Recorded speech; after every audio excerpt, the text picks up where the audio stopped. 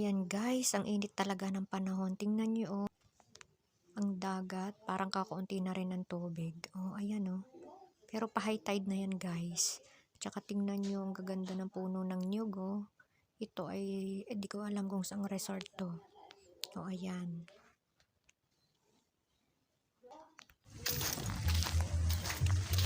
Morning! See guys oh. So, sobrang init talaga.